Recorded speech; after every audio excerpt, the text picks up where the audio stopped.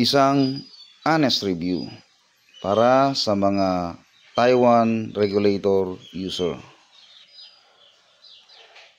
Kapag ganito ang ating regulator, kailangan mo talaga ng malawak na pag-unawa or understanding about regulator.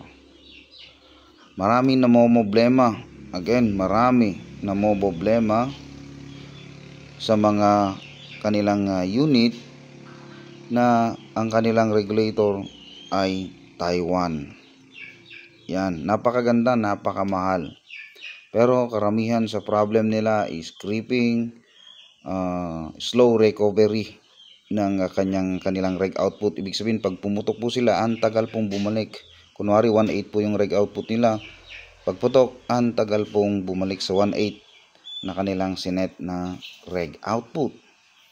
So ayan mga issues, mga problema ng mga kasamahan natin sa Ergan community na ang gamit ay Taiwan regulator. So isa itong parang honest review ko na rin kasi marami na akong kaibigan na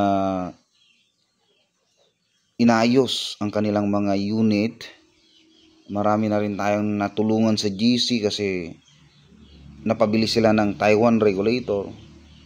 Ayan, umuki naman yung kanilang mga regulator ng ating sinabi kung anong kanilang mga gagawin, mga ka-NBAS.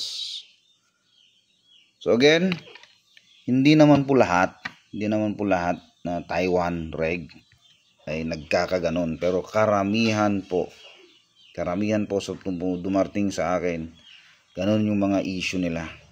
So sa inyo, comment below kung ganon din ang issue ng Taiwan regulator mo. Abay, baka makatulong din tayo. Gagawa tayo ng ibang video para dito, para maayos na natin. Napakamahal na regulator, pero bakit? Diba mga ka-NBAS? Benta lang, basta benta na lang ng benta. Hindi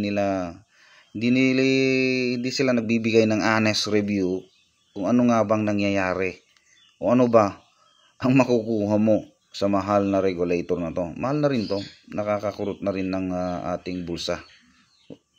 Compare nga sa China. Sa China ginagamit ko, China lang yung ginagamit natin, pero hindi ako nagkaka-experience ng ganito pag nagsiset ako. Brand new, kahit brand new kabibili mo na Taiwan regulator, sabihin nyo sa akin sa comment section below kung nagsisinungaling ako or kung naka-experience na rin kayo.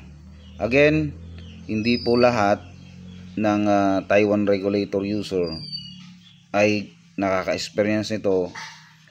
It happens lang po na around 80% ng mga kaibigan natin nagpapaayos sa atin, ganun, same ang kanilang problem. Anyway, nasusolusyon na naman.